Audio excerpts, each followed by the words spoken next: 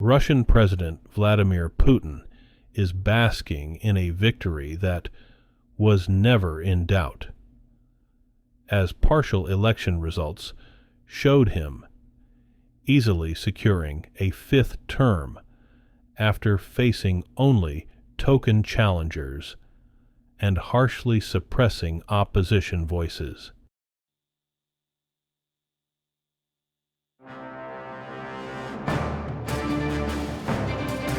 Today is Monday, March 18th, 2024, and this is the Dunkley Report. Russian President Vladimir Putin is basking in a victory that was never in doubt, as partial election results showed him easily securing a fifth term after facing only token challengers and harshly suppressing opposition voices. With little margin for protest, Russians crowded outside polling stations at noon Sunday, the last day of the election. They were apparently heeding an opposition call to express their displeasure with Putin. Still, the impending landslide underlined that Putin would accept nothing less than full control of Russia's political system as he extends his nearly quarter-century rule for 6 more years. Putin hailed the early results as an indication of trust and hope in him. Critics saw them as a reflection of the preordained nature of the election. Israeli Prime Minister Benjamin Netanyahu is sharply protesting against growing criticism from top ally, the United States, over his leadership amid the war with Hamas. Netanyahu says U.S. Senate Majority Leader Chuck Schumer's call for Israel to hold new election is wholly inappropriate. Or, Netanyahu says an election would force Israel to stop fighting and paralyze the country for months. Meanwhile, warnings are growing against an Israeli assault on Gaza's southern city of Rafah after Netanyahu said it could be weeks away. More than half the enclave's population has sought shelter there. Gaza's health ministry says the war has killed more than 31,000 Palestinians. Vaughan Gething's election as the next leader of Wales marks a milestone. For the first time, none of the UK's 4 main governments is led by a white man. It's a striking moment in a country grappling with racism and the legacy of empire. Prime Minister Rishi Sunak has Indian heritage and is Britain's first Hindu leader. Scottish First Minister Humza Yousaf comes from a Pakistani Muslim family, and Northern Ireland's regional administration is jointly led by 2 women. But critics say an increase in diversity at the top hasn't been accompanied by action to reduce wider social inequalities.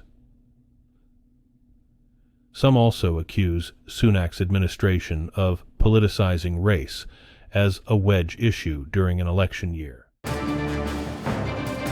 Former President Donald Trump claimed that he, not President Joe Biden, will protect Social Security, and warned of a bloodbath if he loses in November, as he campaigned for Senate candidate Bernie Moreno in Ohio.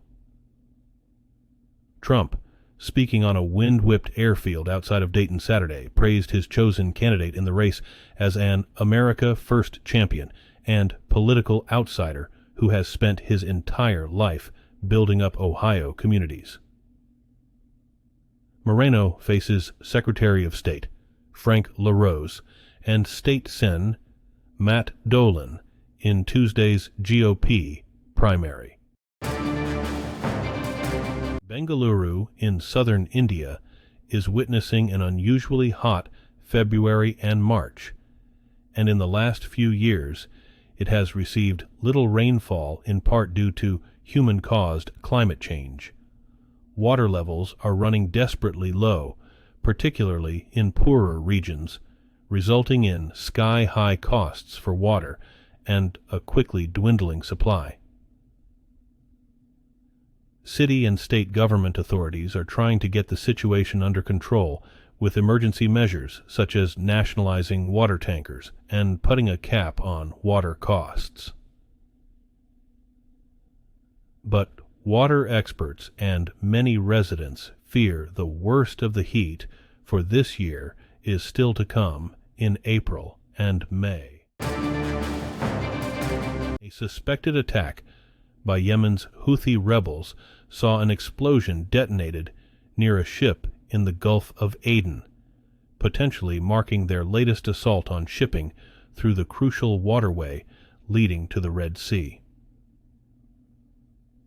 The British military's United Kingdom Maritime Trade Operations Center said the blast struck early Sunday as the ship passed Aden, the port city in southern Yemen, home to the country's exiled government. The Houthis have launched repeated drone and missile attacks in the same area, disrupting energy and cargo shipments through the Gulf of Aden. The rebels did not immediately claim responsibility for the attack, though it typically takes the Houthis several hours before acknowledging their assaults. A day and a half after deadly tornadoes ripped through parts of the central U.S., residents are cleaning up, assessing damage, and helping their neighbors. It will be a long recovery for some. Thursday night's storms claimed 3 lives in the Indian Lake area of Ohio's Logan County, one of the hardest-hit regions, and about 40 people were injured and dozens of homes damaged in one Indiana community. Samantha Snipes says in Lakeview, Ohio, that her dad's garage was leveled and the back of his house is gone. But everyone is safe on his street. She says neighbors have been helping neighbors. President Joe Biden's campaign has amassed $155 million in cash on hand for the 2024 election, far exceeding the in-hand total for his Republican opponent, Donald Trump. Trump's February figures have not been released, but by the end of January, his 2 major committees had just $36.6 million in cash on hand, and those committees in January collectively spent more than they took in. A major driver of those costs was millions of dollars in legal fees from Trump's myriad court cases. Both Biden and Trump clinched their party nominations last week, setting up a 2024 rematch. Judge Juan Merchan could become the first judge ever to oversee a former U.S. president's criminal trial. He is presiding over Donald Trump's hush money case in New York. If Trump goes on trial, the judge also will be in a hot seat.